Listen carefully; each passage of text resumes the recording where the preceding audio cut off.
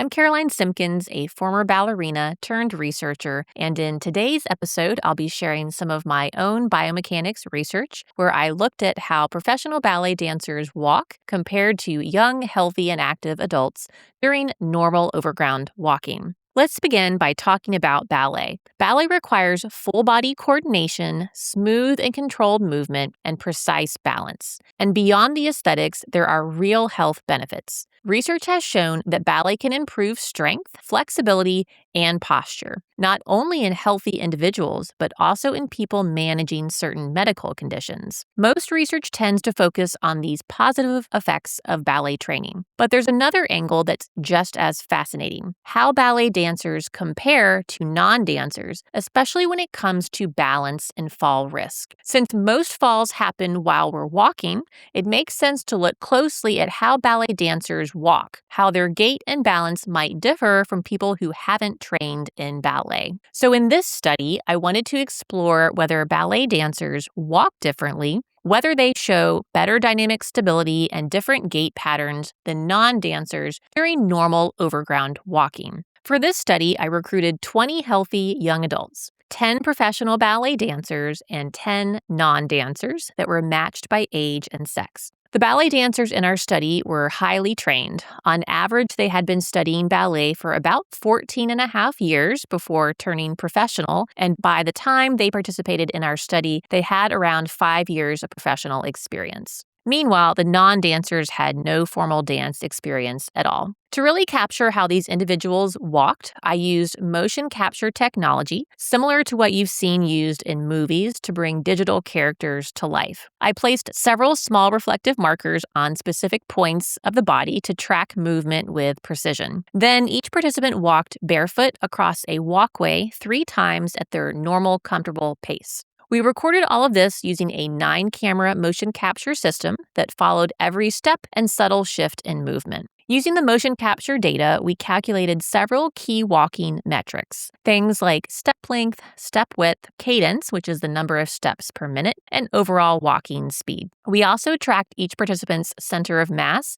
to see how it moved relative to their feet during walking. 2 critical moments we focused on were touchdown, when the foot first makes contact with the ground, and liftoff, when the foot pushes off again. To assess dynamic balance, we used a measure called dynamic gait stability. This gives us a sense of how close someone is to losing balance during walking by looking at both the position and the velocity of their center of mass in relation to their base of support. Our main goal was to see how stable the dancers and non-dancers were during those key transition points, touchdown, and liftoff. And what we found was pretty fascinating. The dancers walked with longer, narrower steps, moved at a quicker pace, and took more steps per minute than the non-dancers. But when it came to dynamic gait stability at those key moments, when the foot hits the ground and when it lifts off, both groups performed comparably. So contrary to our original hypothesis, the dancers weren't necessarily more stable during walking, even though their movement style was quite different. Here's where it gets interesting.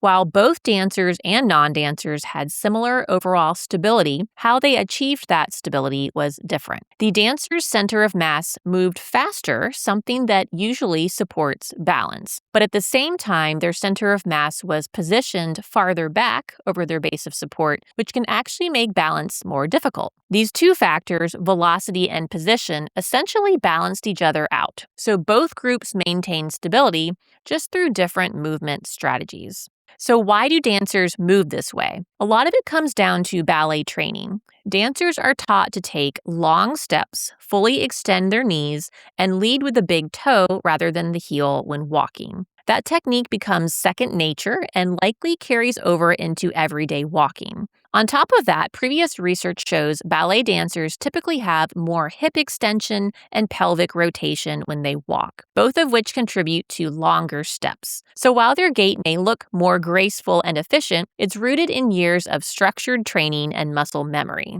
What's really compelling here is the idea that the body can adapt its movement to maintain balance. Dancers aren't more stable because they walk differently, they're stable in spite of walking differently. And this isn't unique to ballet dancers. Other research has shown that people adjust their gait depending on the situation. So what this study adds to the conversation is the idea that while movement patterns may vary based on training or context, the body is remarkably good at keeping balance steady. It's a great reminder of just how adaptable human movement really is. That said, our results did show some interesting differences in how ballet dancers walk compared to non-dancers. For example, dancers tend to take narrower steps. This likely comes from their training. Ballet teaches dancers to line up their toes with their belly button rather than the hips or the shoulders, helping them balance on one leg. Plus, ballet emphasizes very controlled trunk movements, which probably also contributes to their narrower step width. Now, what does that narrower step mean for balance? Well, that's still a bit of a debate. On one hand, narrower steps might reflect better side-to-side balance control, since wider steps have been linked to balance issues, especially in older adults. For example, older individuals often walk with wider steps, possibly to compensate for balance challenges. On the other hand, some research suggests that in young adults, step width might not affect side-to-side balance much because the brain adjusts the step width to keep overall stability steady. Given that our participants were healthy young adults, it's likely their side-to-side balance is similar whether they're dancers or not, but more research is needed to fully understand what a narrow step width really means. Another interesting finding was about gait speed and cadence, basically how fast and how frequently you step.